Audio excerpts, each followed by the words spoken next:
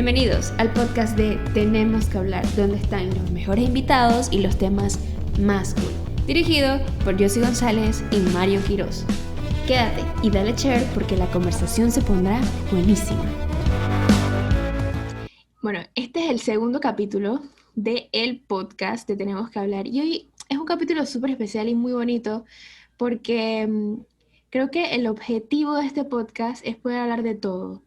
De nuestras profesiones, de todo lo que estamos viviendo durante la pandemia, de salud mental. Y creo que es un tema que nos gusta muchísimo porque lo vivimos diariamente y hoy en día, como le decía a nuestra invitada de hoy, hemos reforzado muchísimo la importancia de la salud mental en absolutamente todo, incluso en las relaciones. Hoy en día valoramos muchísimo y actuamos muchísimo más sobre las cosas que están pasando. Por eso hoy quisimos hablar de las relaciones de pareja. Marjorie González es psicóloga, creadora de Eidetic Memory, donde habla, su cuenta de Instagram, Eidetic Memory, donde nos habla sobre la empatía, sobre temas súper, súper lindos que realmente siento que ella te hace conectar muchísimo y decidimos invitarla porque es de esas que habla bastante y que tiene mucho que contarnos. Así que bienvenida, Marjorie. ¿Cómo Hola, estás? hola. Bien y súper, súper emocionada. Gracias, Josie, por invitarme. Y bueno, al equipo de Tenemos que hablar en general.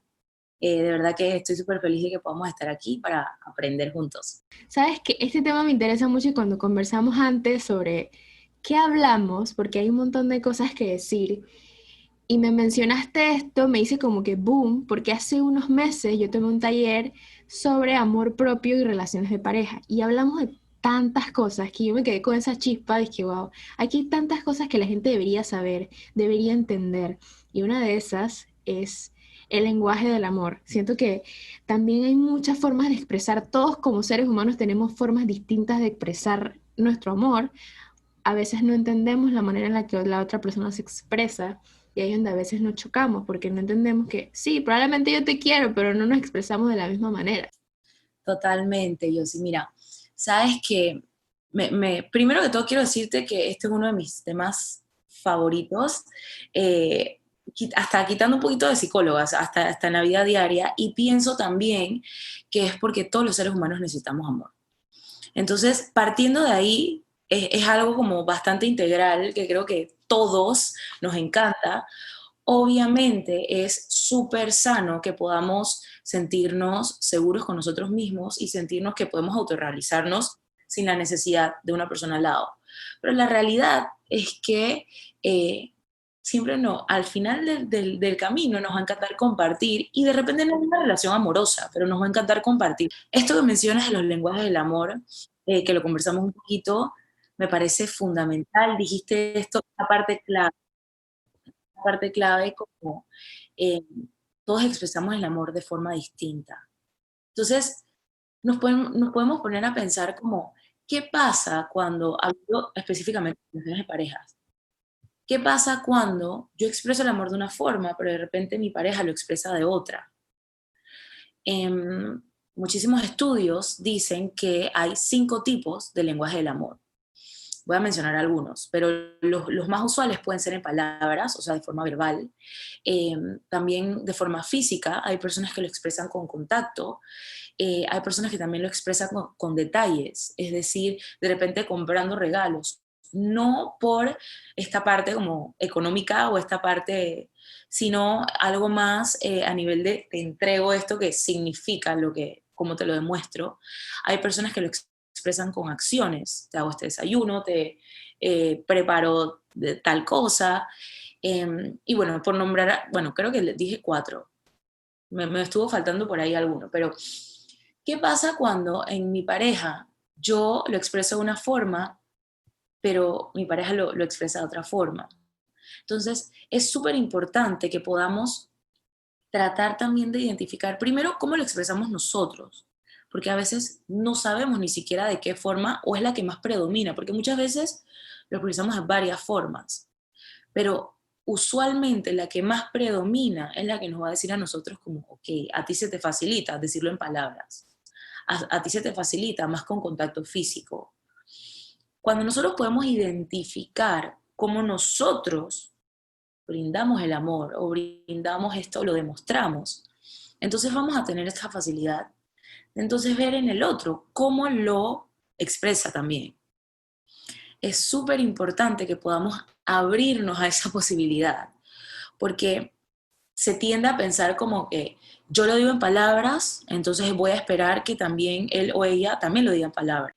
Y la realidad es que hay una diversidad súper marcada en este tema, quizás lo hablemos un poquito más adelante, pero eso viene mucho de atrás, mucho de cómo la persona está acostumbrada a recibir el amor desde su familia y así mismo lo va a expresar.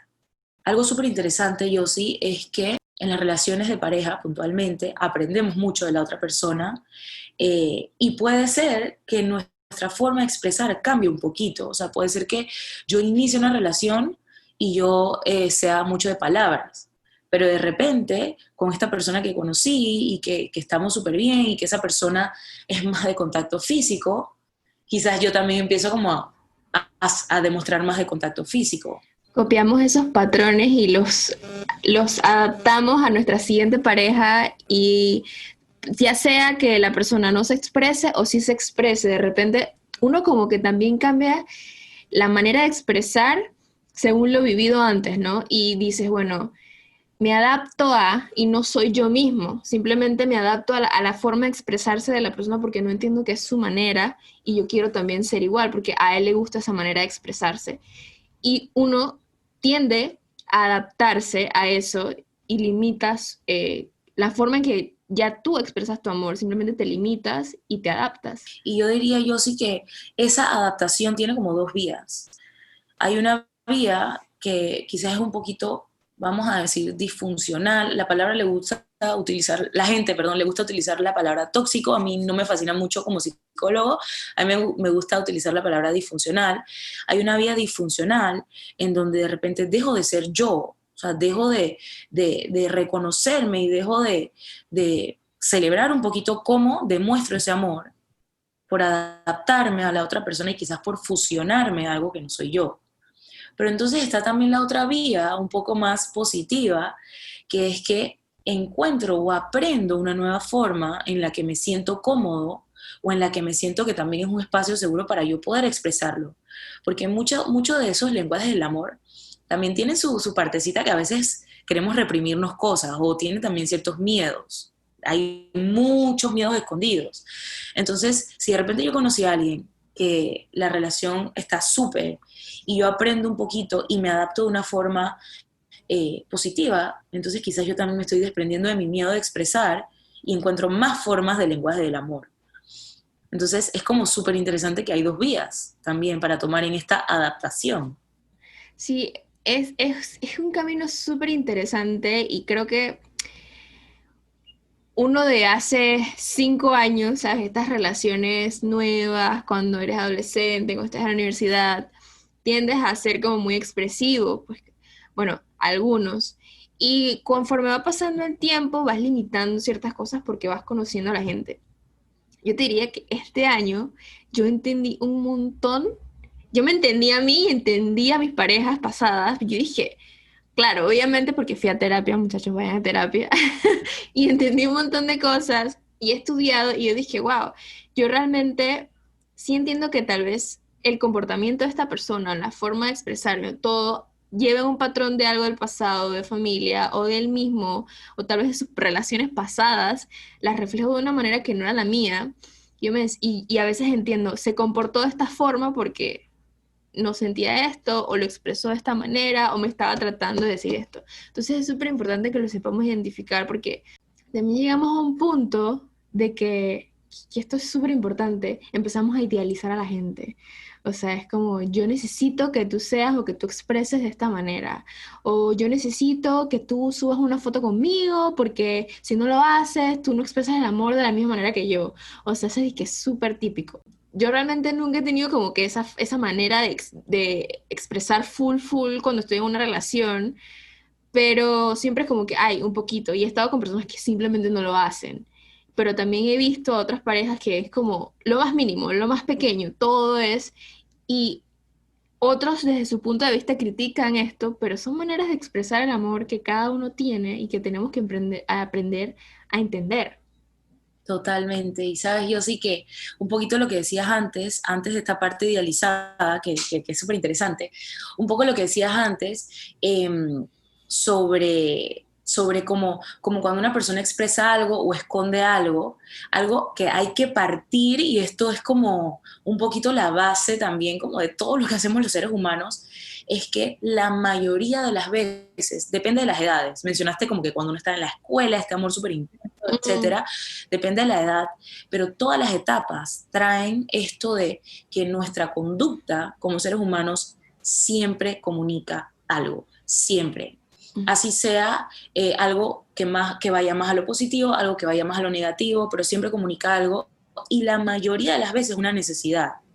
Eso es súper interesante porque es muy difícil aprender a leer a una persona como, ok, esta persona acaba de hacer esto y me está comunicando que necesita atención, o me está comunicando que necesita más apoyo. Entonces es un poco difícil como entrar en esto dice a veces las personas como no soy adivino, pero sí podemos como eh, entender un poco que las conductas siempre comunican algo, así sea algo distorsionado, podemos de repente como que adentrarnos en esta identificación importante del lenguaje del amor. Y esto que decías de la idealización viene como tan de la historia y tan de atrás, plasmada en todo a nuestro alrededor, y algo que dijiste muy puntual y muy acertado, y es que tú dices como, bueno, que quizás yo no tanto, pero en algún punto, y la realidad yo sí, es que todos los seres humanos en algún momento de la vida idealizamos. Porque la evolución del amor en sí, en una relación romántica, en una relación de pareja, empieza con una idealización. Eso puede ser que quizás una persona que esté como con más herramientas emocionales y haya revisado un poquito más, vuelvo de vuelta, apoyo a Yossi, vayan a terapia, eh, haya revisado un poquito más, quizás le dure un poquito menos esa idealización y pueda como empezar la transición de esa evolución de una forma un poco más, ¿sabes? Un poco más saludable, por decirlo así. Pero la realidad es que todos cuando entramos en una relación, esperamos algo de la otra persona. totalmente, esperamos, entramos, estamos ya en una idealización. Y algo de la otra persona y algo de nosotros mismos. Así es. Una expectativa que puede ser a veces muy alta sobre nosotros mismos. Y ahí tocamos esta parte de qué me pasó en mi relación pasada, qué aprendí y que quizás ahora mi expectativa va a estar como ligada a la realidad, pero qué no aprendí o que todavía no pude como digerir o procesar de esa relación, que la traigo ahora a mi expectativa nueva.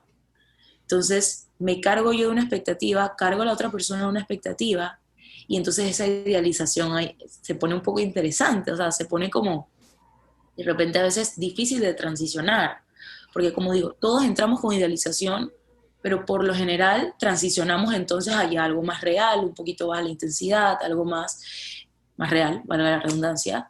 Pero entonces hay personas que sí se quedan un poquito estancados aquí, y es totalmente por la parte de las expectativas.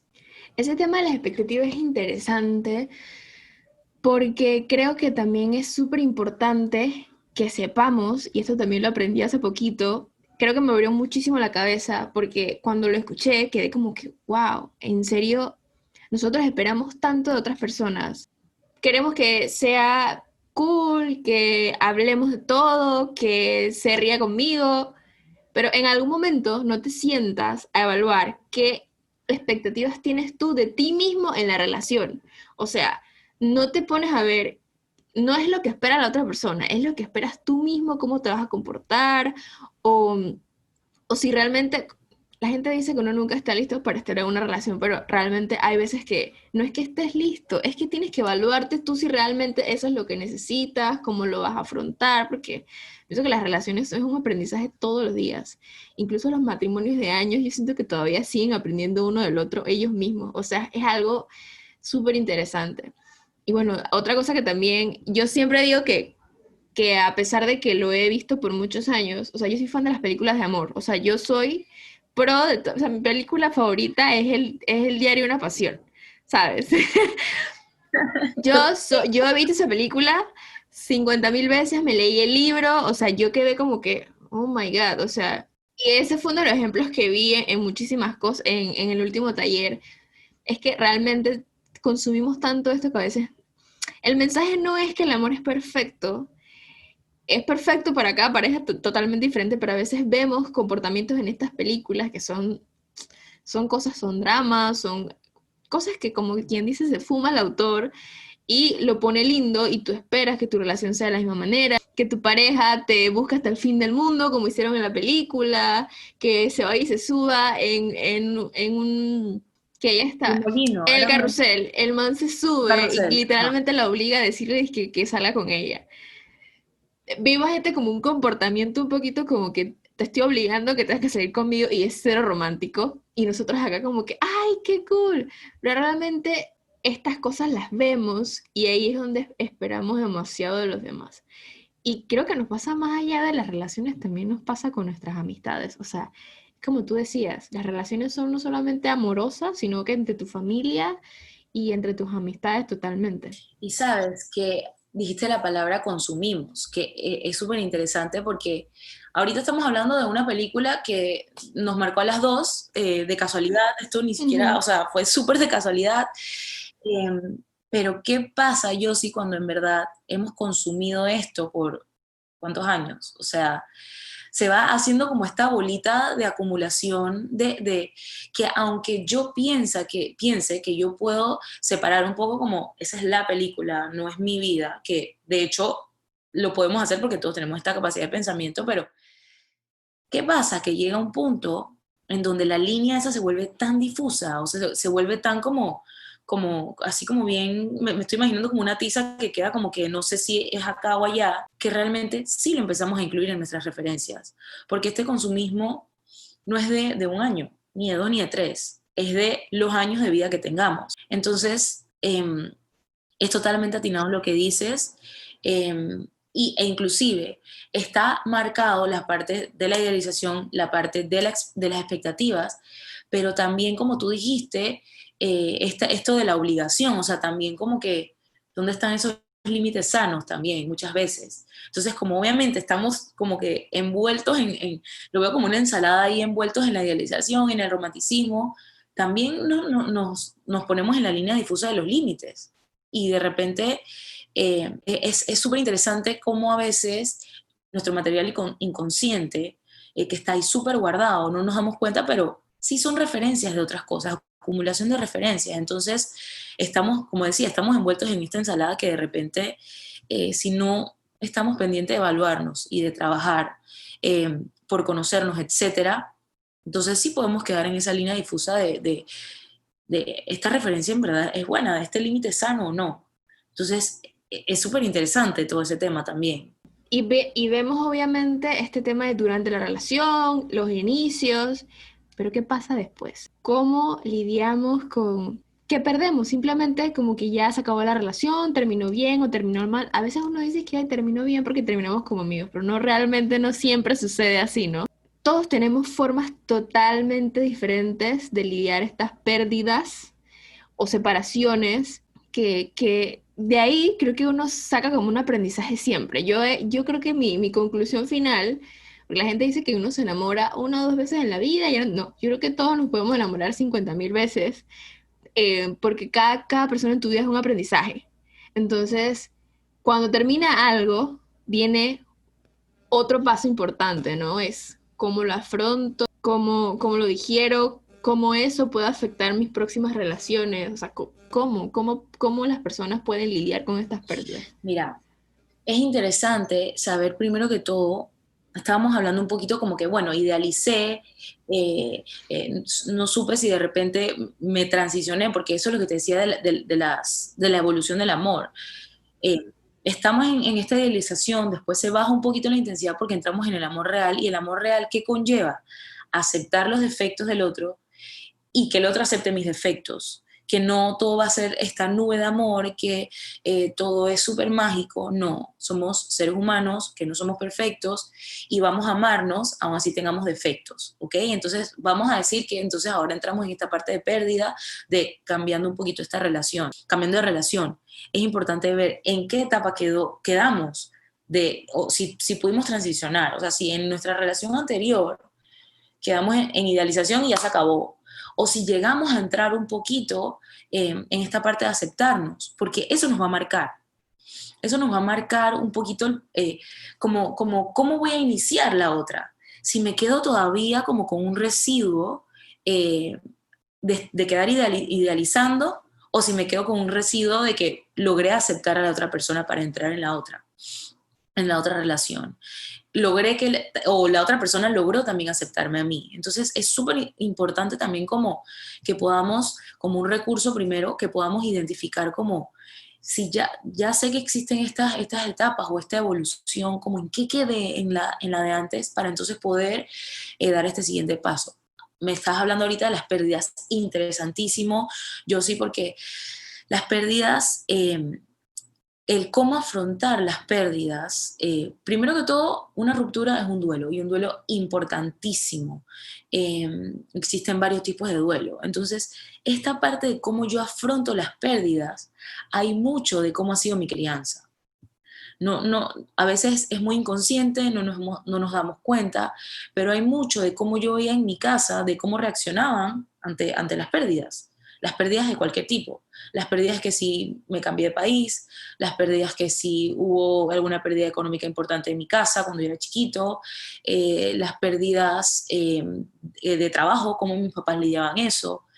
Y entonces ahí vamos viendo un poco eh, cómo primero yo estuve programado un poquito a lidiar con las pérdidas. Y eso lo traemos en nuestro material consciente, lo traemos en nuestras referencias entonces a estas nuevas relaciones. Puede ser que en algún momento yo haya identificado que mi forma de afrontar esas pérdidas como que quizás por mi salud, por mi bienestar, las revisé y de repente avancé. Pero ¿qué pasa si yo estoy entrando en una nueva relación y de repente todavía no sé mucho cómo procesar esas pérdidas? Entonces, primero, como primer punto, pienso que es importante ver cómo yo estoy acostumbrado a las pérdidas. Y lo podemos ver, yo sí, hasta con un partido de fútbol. O sea, hasta cómo yo voy a lidiar si mi equipo pierde o gana. O sea, hasta esa línea muy trazada de cómo estoy acostumbrado a perder, lo podemos ver. Es súper interesante si te das cuenta que hay personas que cuando terminan una relación, hay personas que de una vez entran como fiesta, fiesta, fiesta, fiesta, güey, güey. Pero después esa sensación se va intensificando, va bajando un poco y entra entonces esta parte de que la persona ya quiere entonces lidiar con el duelo. Eso es tan sencillo como que primero estaba en esta negación, que todavía no puedo aceptar que tuve esta pérdida, voy poner mis pensamientos en otra cosa, después yo me encargo de eso, un poquito como evitando un poquito. Pero hay personas que lo enfrentan de una vez, entran en la etapa del duelo de una vez y digamos que la fiesta y la celebración viene después. Entonces, si te das cuenta, aquí hablando un poquito a nivel de pérdidas, podemos ver como estos distintos patrones, como personas que aceptan lo que pasó y trabajamos o nos preparamos para entonces entrar en la otra, o también si yo evito, primero evito, me sigo negando, veo qué hago con mi conflicto, de repente lo sigo como haciendo, me sigue haciendo mucho ruido y entonces después veo. Entonces, darnos cuenta de esto a nosotros mismos es súper importante. Súper, súper importante porque como tú decías, aprendemos muchísimo de las otras personas, pero muchísimo de nosotros mismos. Y siempre vamos a poder tener entonces una oportunidad de ya que nos conocemos, saber cómo vamos a usar eso a nuestro favor. Entonces yo creo que con eso que me preguntas es importante que nos podamos como ver cómo estamos acostumbrados a lidiar las pérdidas y darnos cuenta que si estamos evitando algo, si estamos guardando algo por ahí, muchas veces sabemos que lo tenemos, pero es muy amenazante o muy doloroso y no lo podemos enfrentar. Entonces, eso puede ser una alarma para nosotros de saber cómo quizás estoy evitando, quizás me estoy negando a esto. Tengo este patrón y de repente podría revisarlo. También pasa mucho con esto de cómo afronta cada uno las pérdidas, porque, por ejemplo, yo tengo una forma de decir que una vez se lo dije a una pareja y le dije que, mira, si tú alguna vez me lastimas o te vas con alguien más y yo me doy cuenta o tú me lo dices, me va a doler hoy, mañana, pasado, pero ya después me va a recuperar, porque realmente en ese momento yo sentía que pues soy del tipo de persona que yo sufro y que me duele y paso mi duelo, como tú dices, de una vez. O sea, es como que ya estoy llorando, estoy preguntándome qué hice mal, qué sé yo, y ya después como que, bueno, normal. No sé cuánto tiempo me toma, pero lo supero. Y yo tenía como este lema y yo siempre lo decía, yo soy fuerte. Luego tuve un duelo, como quien dice, reciente, que duró muchísimo y era un estado de confusión horrible, porque yo estaba mal un día, después no es que estaba súper bien, pero como que me decía, ay, fine, vas a estar bien, todo va a estar bien, no sé. Entras como en este estado de altas y bajas, donde ni tú mismo te entiendes, donde te afecta absolutamente todo. Y más cuando, ponte que terminas una relación que terminó sin respuestas, sin preguntas, que fue como que, ¿sabes? Cuando todo se va y no, ya no quiero saber nada de ti. Y te quedas con cosas que decir. Entonces, por lo menos a mí me pasó que yo terminé esta relación y, ok, todo bien, nos volvimos a hablar, chévere, pero yo no dije cosas durante ese duelo tú empiezas a crear respuestas, debí comportarme de esta manera, debí decir esto, y entonces puede que lo superes, pero siempre te va a quedar, ¿y qué tal si yo hubiese hecho de esto de esta manera? Y si me hubiese comportado de esta manera, o sea, eso de cierta manera se va contigo hasta que lo sueltas. Porque a lo mejor también te puede pasar gente que siente un apego con la pareja con la que terminó o con esa pérdida y dicen, no, es que a mí me duele porque yo todavía quiero a esa persona. Yo ahora siento que no es que todavía sientas un apego con esa persona, sino que hay cosas que no dijiste, entonces no terminaste de dejar ir. Cuando lo dejas ir, sientes que como que ya, o sea, soltaste todo y siento que ahí realmente es cuando ya lidias la pérdida completamente, cuando ya tú dices lo que sientes o haces lo que realmente tú no es lo que digan los demás que debiste hacer, sino lo que tú sientas que te va a sentir mejor. Creo que todos individualmente tenemos una forma. A unos nos duele más que otros, a unos mañana están llorando y pasado ya tienen una pareja nueva. O sea, cada quien creo que es diferente y es como, creo que en ese duelo uno aprende muchísimas cosas y lo principal siento que es soltar, ¿no? Para poder sanar del todo. Y sabes, qué interesante que dices como todos lo hacemos de formas distintas y a mí me encanta todo este tema de la diversidad, siempre como hasta en relaciones de parejas y en todo, como que las personas puedan respetar las distintas reacciones de cada uno. Pero hay algo, yo sí, que sí es como, digamos, como muy para todos y es esta parte de la vulnerabilidad. Tendemos a utilizar esta palabra de soy fuerte y totalmente somos fuertes, podemos tener fortaleza, podemos tener resiliencia, pero hasta qué punto nos saboteamos un poquito quizás el sacar algunas emociones con esto de soy fuerte, soy fuerte, soy fuerte, y en qué punto lo utilizamos entonces como nuestra contra, como entonces para crear esta muralla de fortaleza tan fuerte que entonces no permite sacar algunos sentimientos. Y algo importantísimo, súper importantísimo, que bueno que lo mencionaste, sobre cosas que no pude decir. Eso es bien doloroso y de verdad comprendo un montón esa sensación. Eh, Hay muchos ejercicios también como para poder soltar y dejar ir y de verdad que me encanta que hayas podido llegar a este aprendizaje de dejar ir. Pero el dejar ir y el soltar y el poder como ponerle el punto final un poquito a este duelo involucra mucho también de la culpabilidad que nos ponemos a nosotros mismos. Porque eso de yo pude haber dicho o yo pude haber hecho es traducido en el buen panameño como culpabilidad. Y la culpabilidad la utilizamos en muchos aspectos de la vida, casi que en todos, pero en esta parte de duelo por relaciones, por ruptura, eh, es difícil porque entonces cargamos con varios duelos a la vez. Cargamos con el duelo de la ruptura de la relación, con el duelo también de un poquito de que quizás ya no voy a tener ese amor romántico de esta persona, y con el duelo que entonces me estoy culpando a mí mismo, a mí misma, demasiado. Y no nos damos cuenta, y entonces entramos en este estado un poquito como darnos palo, así bien, bien a lo panameño, de darnos palo. Entonces creo yo sí que es súper importante también que podamos primero saber que todos podemos tenemos el permiso de ser vulnerables, eso es creo que lo que más nos ayuda a avanzar un poquito en ese duelo. Y es súper importante que cuando, ahorita que mencionaste esta situación específica de cuando no se pudo decir cosas, primero encontremos formas de canalizar un poquito eso, porque las hay. Sé que nos gustaría hacerlo de forma más directa, pero hay formas de canalizarlo. Y que podamos también detectar si nos estamos culpabilizando, si nos estamos impidiendo esto de perdonarnos. Hay personas que a veces duran meses y años no por el duelo de la persona. Entonces es muy importante que sepamos que todos merecemos autoperdonarnos para entonces poder darle este cierre a ese duelo. Totalmente.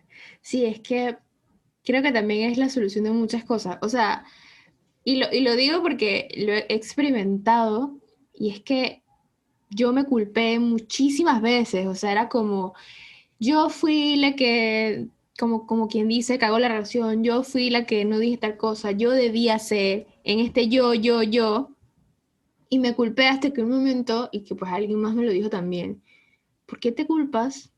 Y no es tanto culparte tú y culpar al otro, porque al final ambas personas siempre cometen un error o es esto de que creo que es parte y parte. Porque también he recordado hace poco una relación de una pareja de amigos, que esa es otra cosa cuando estás en el medio de dos personas, una pareja de amigos que terminaron hace años y yo estaba viendo algo y me acordé yo de que, y ella siempre habla mal de él y bueno, él creo que él nunca ha dicho nada sobre ella, pero siempre me quedo como que, wow, yo no puedo decirle a ella que tal vez tiene razón en esto porque yo estuve en el medio y vi su comportamiento y vi el comportamiento de él.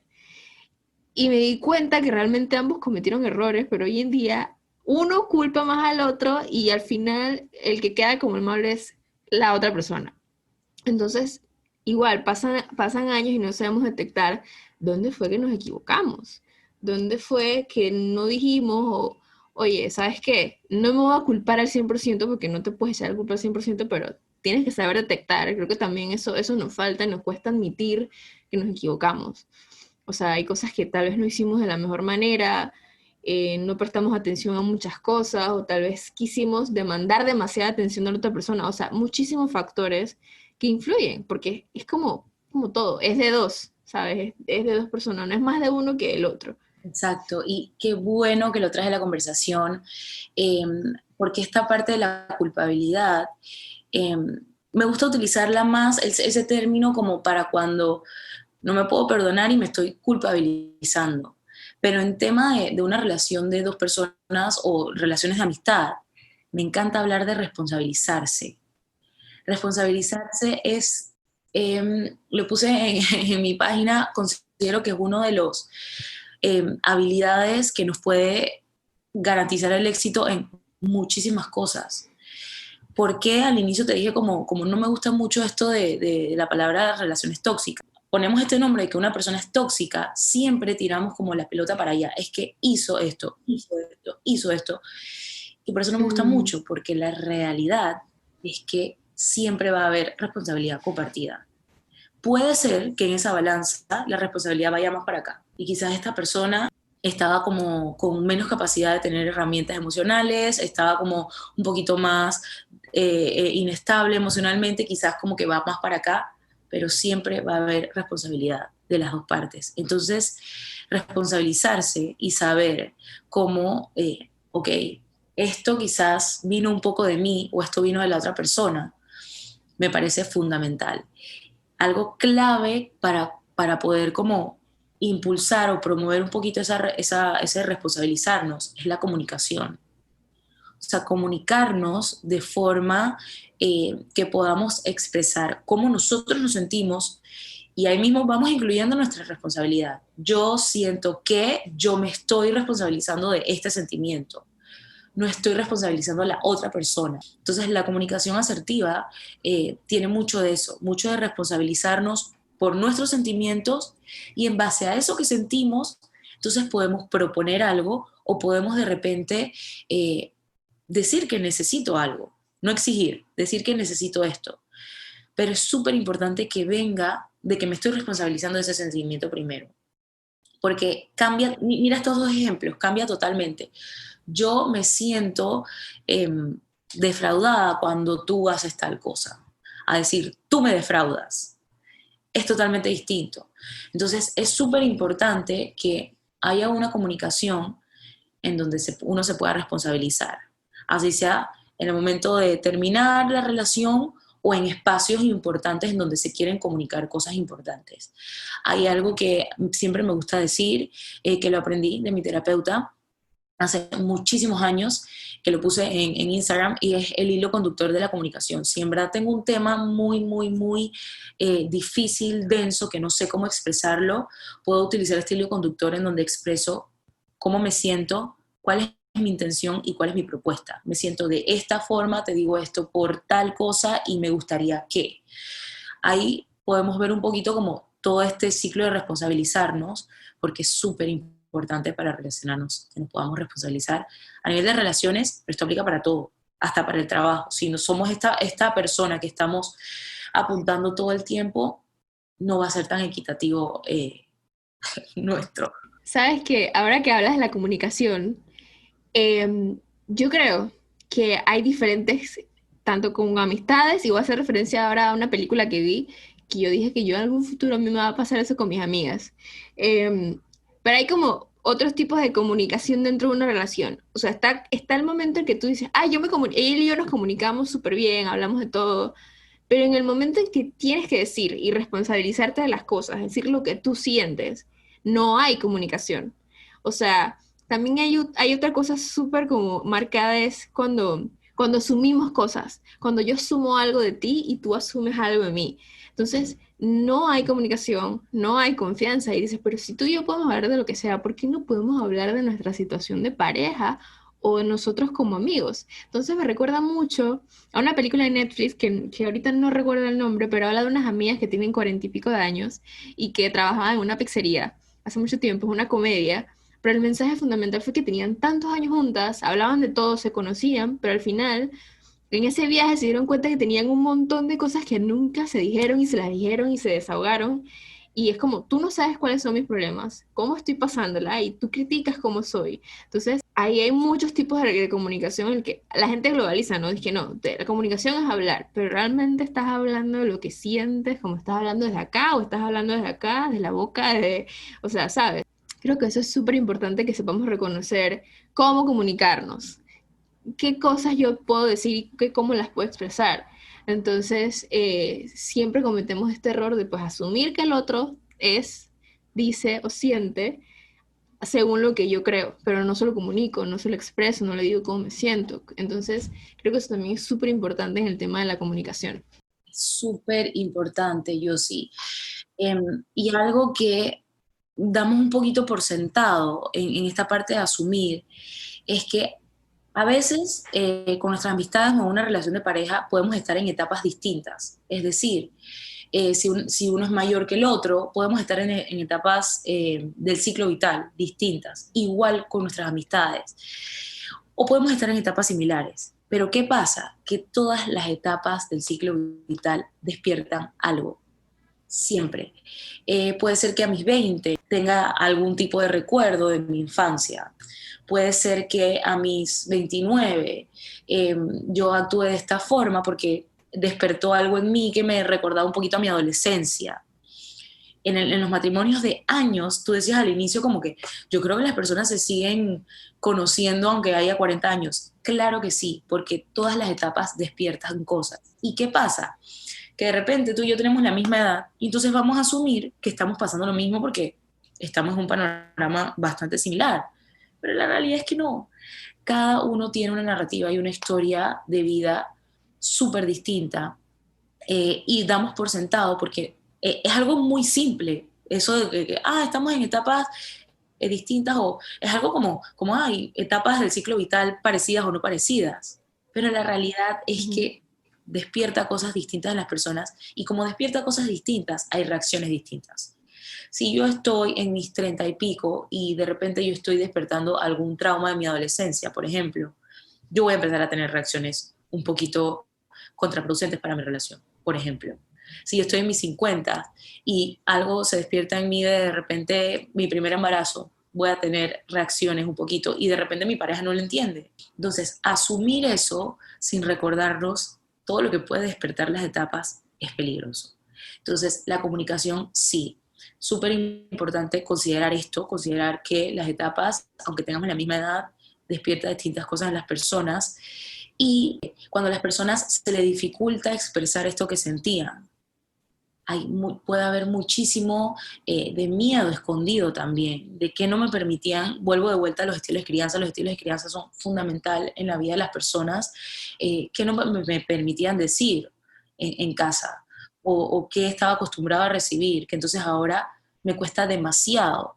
Hay personas que les cuesta muchísimo poner un te amo en palabras, muchísimo y puede tener mucho de quizás algún tipo de problemas con el compromiso, que quizás no son de la persona, sino que se rondaba en la casa. Entonces, de cuando era chico. Entonces, es importante saber esto, que todos tienen reacciones distintas, que a veces están anclados a cosas que se despiertan de antes, que a veces están anclados a miedos, y es importante también respetar un poquito eso en la comunicación. Yo creo que sí.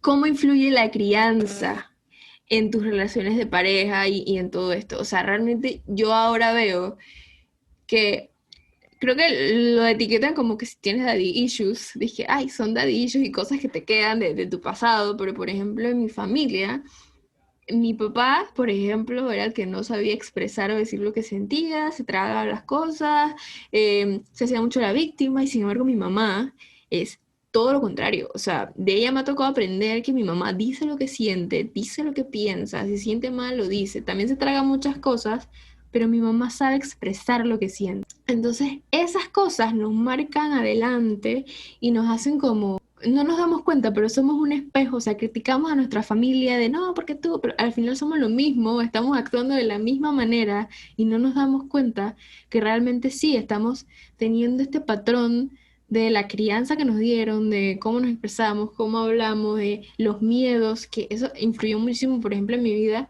que a veces yo no decía lo que pensaba, me molestaba algo de alguien porque yo tenía miedo a que, o sea, que se enojara conmigo o perder a esa persona, ¿sabes? Tenemos el miedo de decir lo que sentimos porque, y eso es un patrón que también adquirimos con el tiempo, porque nosotros no nacemos con eso aquí, ¿sabes? Uno viene al mundo, dice que babycito y esas cosas las va aprendiendo de lo que vive en casa.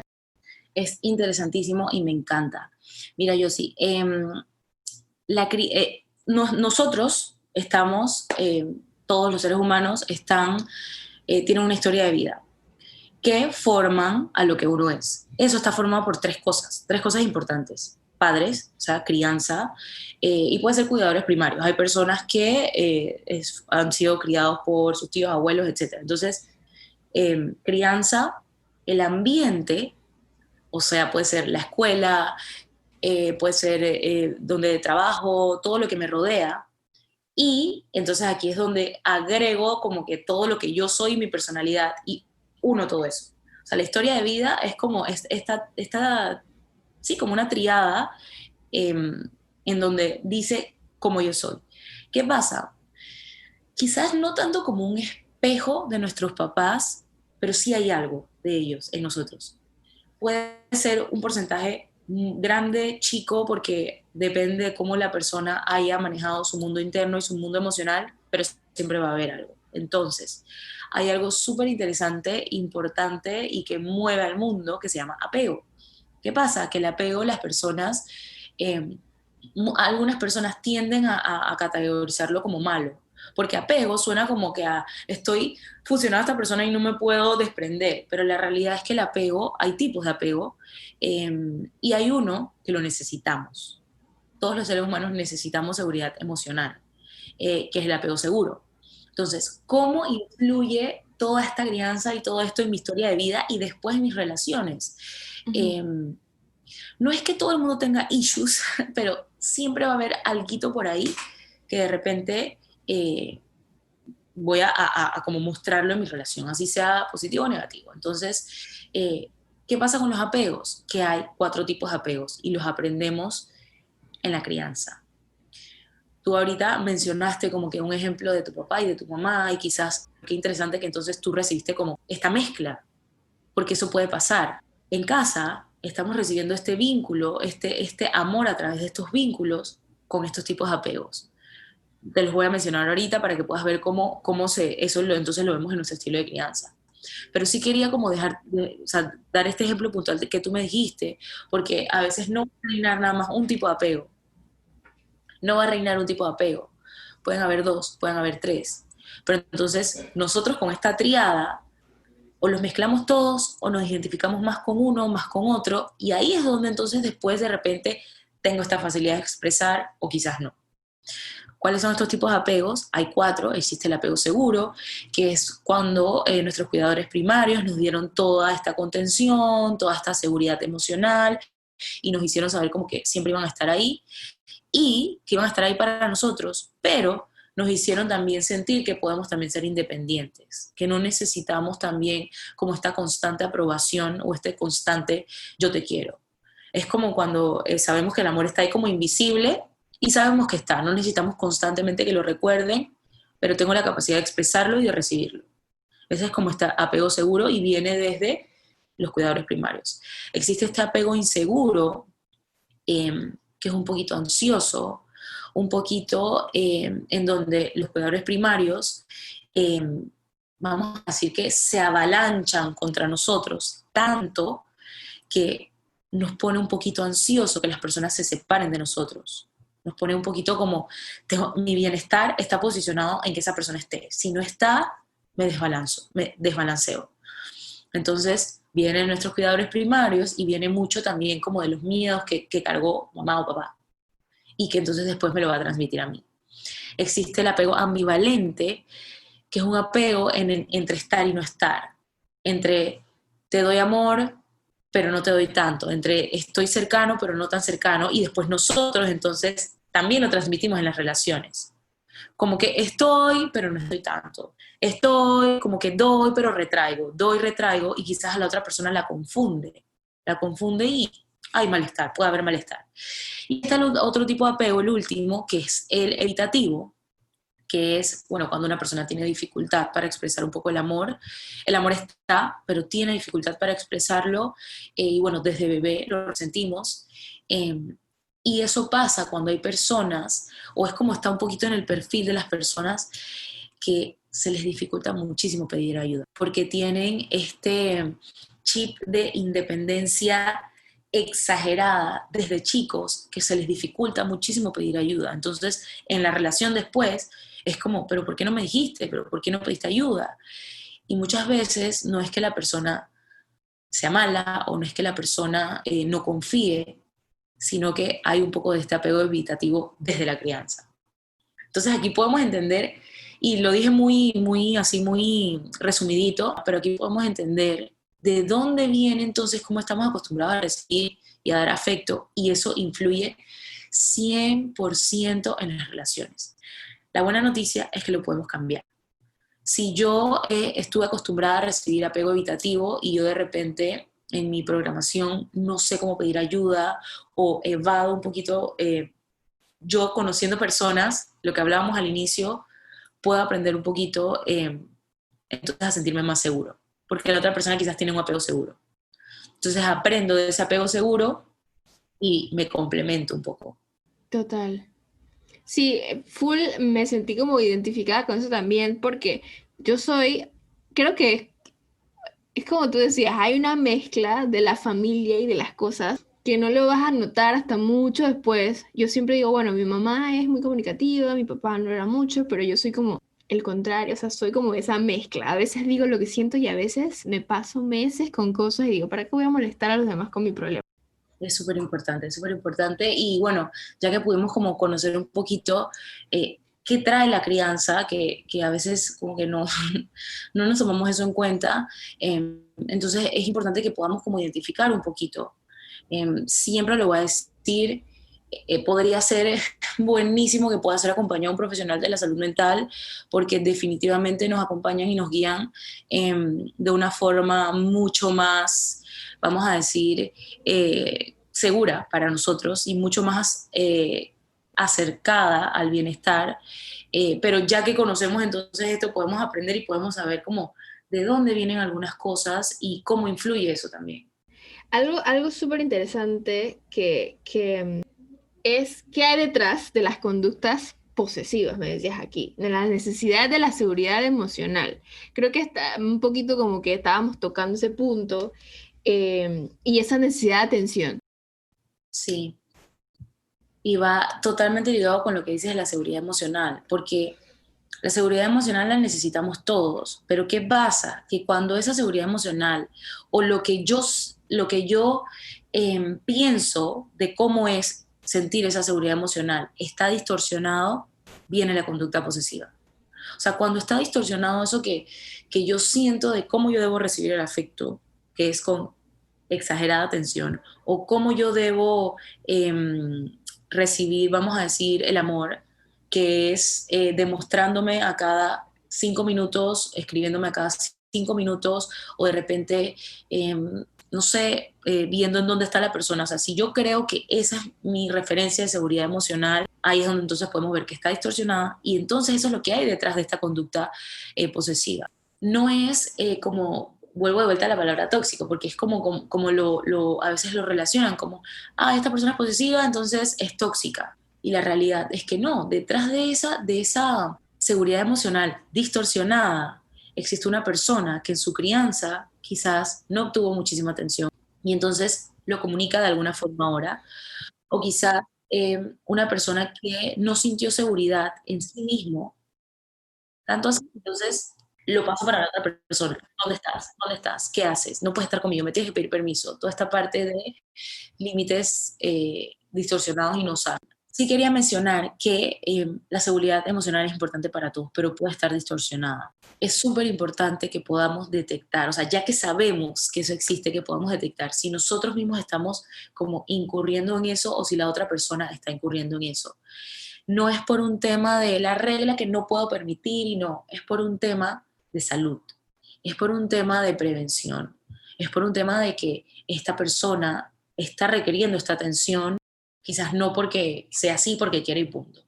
Ya que sabemos que hay toda una historia detrás, puede haber ciertos patrones o cosas no resueltas que entonces la persona está ahora traspolando en esta relación. Creo que lo dijiste al inicio, tendemos a pensar que, bueno, que como que no, o sea, yo no tengo nada que arreglarme, etcétera. Pero sí es súper importante saber que las relaciones de pareja y bueno, de amistad también conllevan que yo quiera también, para ofrecer lo mejor a la otra persona, que yo quiera ofrecerme lo mejor a mí primero.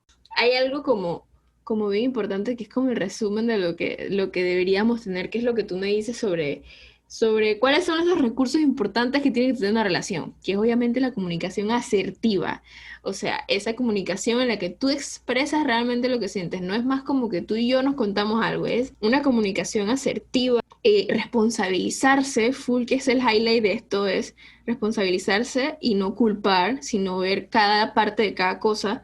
Y algo súper interesante que fue un ejercicio que yo hice, que ahora lo recuerdo, cuando hablábamos del tema del perdón. Si yo no tuve la oportunidad de expresar eso que sentía o cómo yo hago para perdonarme, creo que la mejor manera que me dieron ese día fue que escríbete una carta a ti misma y perdónate. O sea, di y suéltalo y yo te perdono por esto que hice. O sea, realmente costó un montón escribirlo, que tú digas y que, bueno, me voy a pedir perdón. Pero cuando lo estás escribiendo, porque yo escribo, entonces en ese momento cuando me dijeron, perdónate a través de una carta que te mandas tú misma, yo dije, wow, qué fuerte. Y escribí lo que sentía y te sientes como que le pusiste punto final, literal, con la pluma a esto, porque lo sacaste, no tienes que para perdonarte no tiene que venirte alguien y te digas que, ay, perdónate, o yo te perdono. Es tú misma decírtelo a ti, interiorizarlo, ya sea en una situación de pareja o después de que la relación termina. Es súper importante el hecho de responsabilizarnos de las cosas, no culparnos, y si hay algo que necesitamos sanar, perdonarnos, pues eso es como que es súper importante y nos prepara para próximas situaciones, porque creo que el amor, las relaciones, nada es perfecto, o sea, siempre tienes algo nuevo que aprender.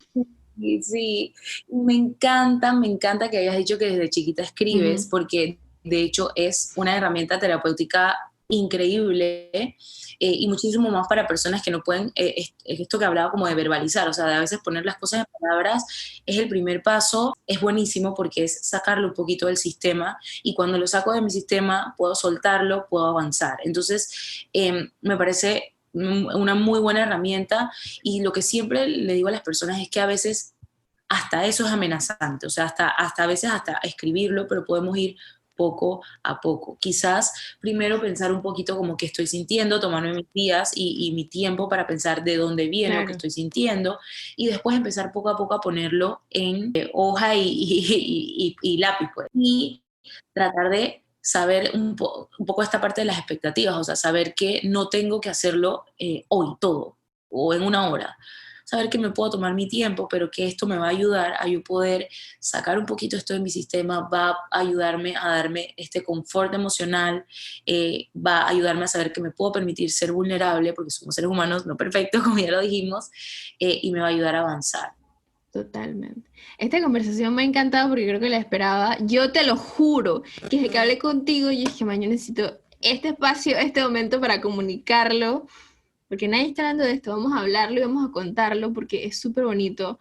Y de verdad que te agradezco que hayas aceptado participar en el podcast, porque como ya te decía hace un rato, no es fácil llevar una relación en lo que sea, pero cuando empezamos a reconocer cosas de nosotros mismos, a pensar más en nosotros, podemos ver cómo se llevan las relaciones entre los demás. Y yo pienso que casi que no tengo como mucho que decir porque acabas de hacer como un wrap-up que me encantó y de verdad que, bueno, ya te lo había dicho muchísimas veces, lo vuelvo a decir, gracias por hablar de estos temas desde la salud mental.